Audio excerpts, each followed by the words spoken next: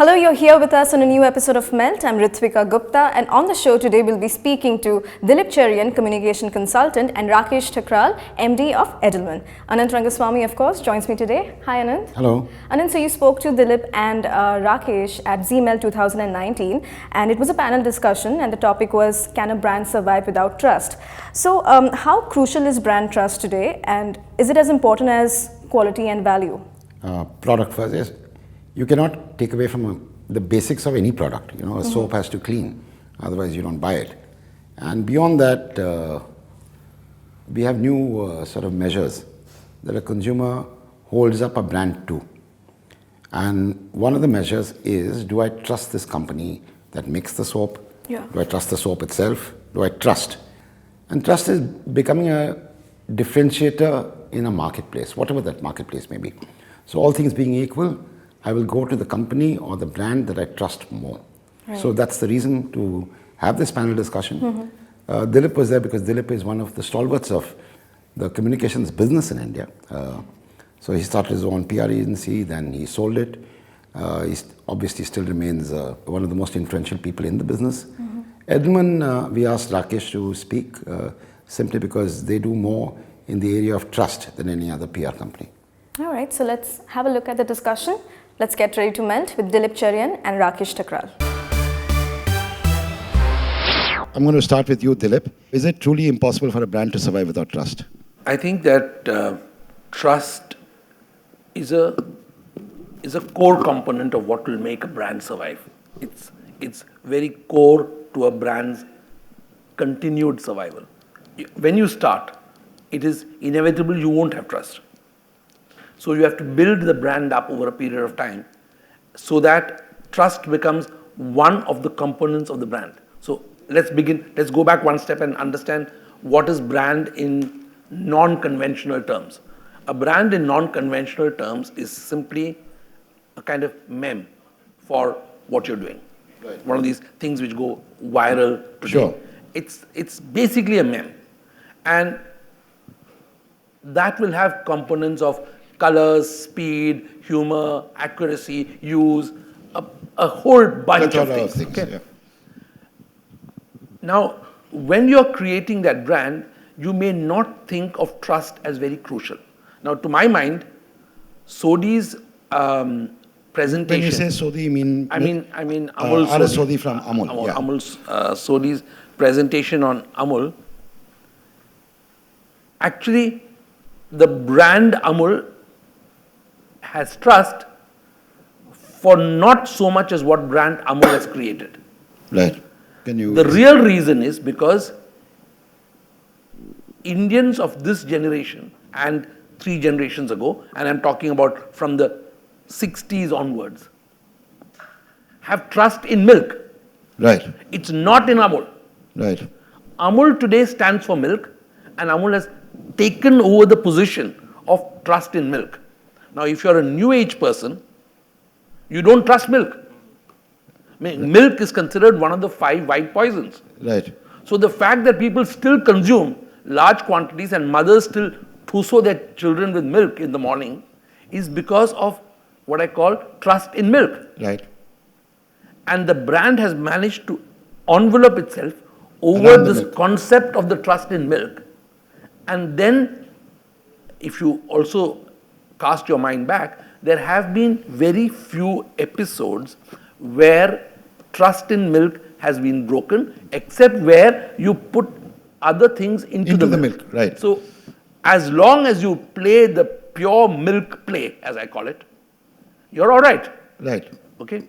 Now, on the other hand, if you want to trust in, say, for example, a telephone company, the trust is broken the moment you lose a connection.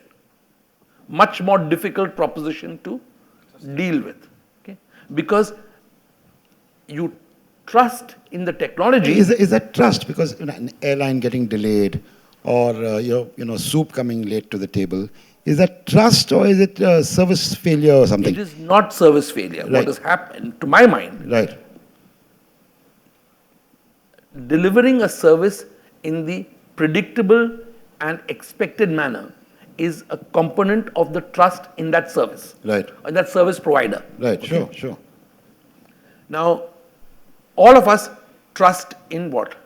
Air. Now, can you trust the air you're breathing? The answer is no. If you're open to scientific data, you can't trust the air that you're breathing. But now what's happening is that we are switching our trust to air purifiers.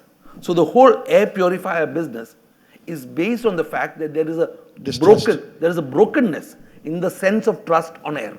There is a trust deficit. Right. So there is a product space which gets created whenever there is a trust deficit in what is expected. Right. So tell me, Dilip sets it up and he's saying clearly trust is important and trust has business opportunities as well.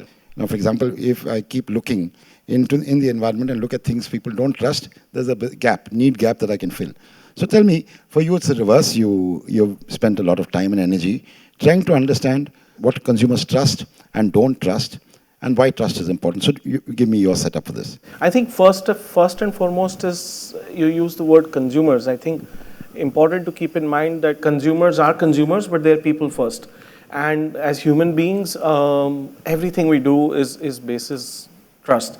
And as Dilip rightly pointed out, if you look at the air we breathe today, would the same parents who are trusting them with their children with milk, would they trust them with that air? No, we've had people leave cities and even country where people have moved out and said that this location is not good for me because I can't trust the environment for my children here. Trust is supreme, and I think there is no shying away from acknowledging that while companies and brands, they are doing their business, just as they have to take care of their financials, just as they have to take care of their talent, processes, they have to have trust right on the table, and it's one of the most important ingredients of business success. Same goes for brands. If you look at the brands that people consume, I have a data point here, which is that actually the latest figure says that people are saying, I will go by reputation of a company, but I will try the product, but unless I come to trust the reason this company is producing and doing whatever it is doing, or if I come to trust how the company conducts itself, I will soon stop buying it. So trigger to buy, but also trigger to stop buying. Dilip, I've been trying to surf the net and find whether there are large companies in India which do a trust audit. There's so many audits people do. And if trust is so important, why don't they do an audit? Reputation we hear about, image, but trust as a... At Perfect Relations, we do a trust audit for our clients. Right. We don't publish it. Right, sure. Because two things happen. Right. One is there are things you have to repair, and if you reveal some things, then there are opportunities for somebody else to disrupt you. Right. Okay, so that's one. The second reason is that I think companies largely, especially in the phase we have been in the last 5 years, are trying to do more with less. So they are trying to see, as a lot of companies, you can experience this in almost anything you do, companies are trying to take away elements from whatever their product is or whatever their service is to just barely survive. So at this point of time, they are not willing to, shall I say, invest too much in the space of something intangible-ish. That's the problem, right? That's the problem. Okay? Yeah. But can they survive without doing this? They can survive without doing it for a period of time. Right. So it's short-termism versus long-termism. It's a short-termism versus long-termism. Right. And in the short term, there can always be events that happen, or small disruptions that happen, either triggered by, for example, the Neo engine is a good example where an entire company's product line has been brought low by the fact that the company didn't bundle a certain software into the hardware, which is what aircraft engine companies do, right. is that they bundle the software along with the hardware. So they gave companies the option to buy a certain part of software or not. Right. And it was the disruption in The failure in the software. it was not a failure in the software. They didn't explain to the consumer, to the end consumer, to Vistara or to Jet or to Spice or whatever it is, that look, you've got to buy this and bundle it in when you're buying the aircraft with the Neo engine. So some companies, for cost-cutting reasons, to keep the trust of their consumers, bought those engines without that software. Right. And that caused all the problems. So now the mother company is having to spend a huge amount of money because they were also trying to sell more engines. So again, short-termism versus long-term. So tell me, Rakesh, can you, if somebody had to launch a product today, in whatever category, let's say biscuit, so that we can wrap our heads around it, in the DNA of the company, should you build in trust on day one? You know, often companies say a Cadbury's, which we saw Pepsi and Coke with the pesticides and so on. They started thinking about trust when trust failed. Now, should companies be DNA encoded for trust on day one? Absolutely. I can't name the brand, but I'll talk about a situation where this company was to launch, a sugar-free product in the country, and the product happens to be such that is likely to be consumed by younger audiences more than the older ones. And when we did trust investigation into that category, we found that the younger lot, they would love the product, but their parents won't allow them because there is a very clear understanding of the sugar-free products not being good for children and so on. Absolutely. And this whole plan to launch a big brand or to take that forward, if you don't do those kind of checks, you're in trouble. And second is, so there is trust at the category level, there is trust at the brand level. Let me just talk about the brand part. Look, I mean, we have 3 bottles of water here. They all look the same. There are 2 of them different brands. Same is true for cars. Same is true for phones. Products are looking the same. Brands are bringing one celebrity or the other. So audiences are drowned in sea of sameness, right? What is the difference? The difference is that, I have responded to your call on certain thing, or you've responded to my call, Dilip has responded, and so on, is because we trust each other. It's not about us being better than others or anything. It's the trust fundamentally, and that sea of sameness in that the crisis situations. And let me also tell you, we also found this year that the trust amongst youngsters is highest for their employers. It's counterintuitive in the sense that people leave their jobs every 10 days or every 2 months or whatever. But at the same time, if you ask them, do you trust the government more? Do you trust the media more? Companies more? Or the company that you work for? What they are telling us is that they trust the company that they work for the most. More than government And everybody else. More than NGOs and so on. Because there is a great level of interaction and people in the companies know how the company is behaving. They can see the conduct and they are part of it. So that participatory nature of engagement builds trust. Right. Dilip, you've followed politicians and politics from a image management perspective for decades now. Tell me, I've read any number of attributes to the success of Narendra Modi. I've not seen very many talking about trust, but instinctively I feel trust is a big reason that he's been re-elected. What is your belief there? I have been doing some analysis and also been involved in some of the election stuff. So I'm trying to make sure that I don't reveal anything which is client proprietary. Sure. But I think that when a politician is talking trust again, it's a bit like mom and apple pie. Right. You've got to envelop your image and graft it onto something people trust. So what has Mr. Modi done? Indians, despite having huge differences of language, socioeconomics, etc., thanks to the fact that many of us have actually grown up with understanding bits of the freedom struggle, have a sense of trust that the leadership of this country is something that you've got to back. You may have disagreements with them, but against an enemy, you've got to back them. Okay? And Mr. Modi has harnessed that very well. It's called nationalism, or it's called jingoism, depending on which side of the fence you're in. But the fact that he is seen as a leader who can give back or hit back adds to the element of trust about him. Right. So this is a leader you can trust. Right. I'll stay with you. Yeah, take a different example, or take a different kind of leader. There are leaders who have lost or broken that trust, and that is where new market opportunities for politicians come.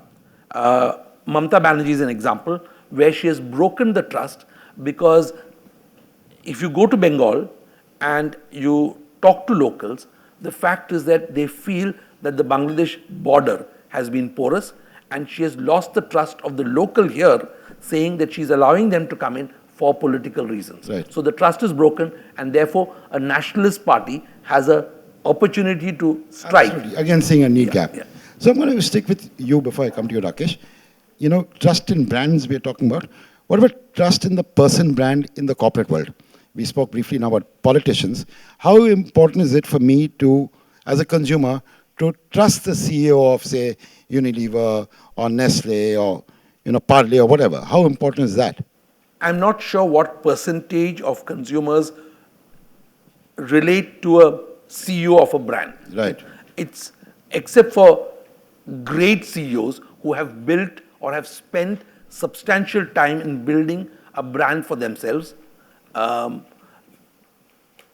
If you ask me today to name the CEO of Levers, I can't name the Hindustan Levers CEO. Okay? Maybe I can't name half a dozen other CEOs, but there are a few who I can name. I think that where you know enough as a consumer, I'm not talking about as a media person or as an investor. Those are different stakeholder mappings. But if you look from a point of view of a consumer, how many people know who's the CEO? So it's not important, of a hotel? is roughly what you're saying. Yeah. So here, Rakesh, in your tracking of your trust barometer, it's not just brands you're tracking a whole lot of other elements as well, including heads of state and so on and so forth. What we track is trust in government, media, NGOs, and business. Right. And in India, trust is highest in business as institutions. Government has been very high. This year again we saw high trust levels, and it's surprising that how people responding to it. That's so smart. I mean, in 2016 we saw a decline because of that year of demonetization and all, and it bounced back, and we are seeing the results. But I think important part that I just want to highlight. You talked about trust in CEOs. So it's important to kind of give you guys some data. See, why are we doing this trust barometer as a annual ritual for us? We invest millions of dollars in this is because as communicators, you need more and more evidence to see how your work is performing. In the end, you have to have impact. It's not something that you come to the office, do and go home. You have to have impact. You're talking about beyond normal business metrics like top line and bottom line. Absolutely. Yeah. So that's why we do this. It's a huge evidence for us. Trust in CEOs in India is at 70%, and this year it has declined by 5 points. Highest trust in India is in the technical expert within that company. If a CEO is saying something vis-a-vis R&D head, R&D guy has the more trust. Successful entrepreneurs in the last few years have gained higher trust than the CEOs. But what is most interesting to me is that trust in a person like yourself, which means all of us, none of us, but all of us, trust in that person, my peer, your peer, my aunt, his cousin, her friend, a person like you, trust in that person is higher than the CEO. And that's why when you go to TripAdvisor, when you go to Airbnb, when you go to Amazon, when you see Flipkart, people at that time are interacting with the machine and they're seeing the products, and then to take a purchase decision, they see the reviews. and then they trust a complete stranger. And they say that out of 100 people, 70 people have given 5 stars, 20 people have given 4 stars. And look at what the technology is doing. It's basically making that trust also transferable there. And people have doubt. Rather than trusting their folks at home or whatever, they are trusting a stranger at that time. And so the trust in person like you, who has online presence or word of mouth and so on. I mean, elections were a big example of word of mouth, are being trusted. So that's a big change. And the biggest enabler for that is our mobile phones. Everybody's on the phone. I'm going to ask two of you something about your own industry. Now, I interact with PR agencies all the time. I trust only 4 or 5. Out of maybe literally hundreds of agencies I get calls from, I trust 4 or 5, where I call them up, I speak to them, and your agencies, both your agencies amongst them, I trust and I call. Is the industry itself getting destroyed by people who misrepresent what it is that all of you do? I'll not respond from an industry's perspective, but I'll respond from a perspective of Udupi restaurants. Right. Now, there are millions of them sprouting up all over the place. Okay? Too many. Shiv Sagars onwards and everywhere, everything. Okay? But what do you trust? You trust based on 2 things. One, what he said, that you trust what your peer group is saying. Okay? And the other thing that I use as a form of trust is I do a visual check to see which one's crowded. Right. With seeming locals. Sure. Okay? So it's the same in the PR industry. It's a mom and pop store business. Anyone can start a PR agency tomorrow, walking out of this room, having learned lessons from Rakesh and you? Absolutely. Okay. So you've got your primer, you've got your 101, and you can go out and start a PR agency. It doesn't work like that. You've got to have been in business for a while. You've got to convince the person who you're dealing with, i.e. you, that you're here for a long term. And therefore, you have been for a long term. That is why you will always trust in a few brands, and some of the big brands have also ruined their name by taking on clients who you can't service properly. Service right now. Yeah.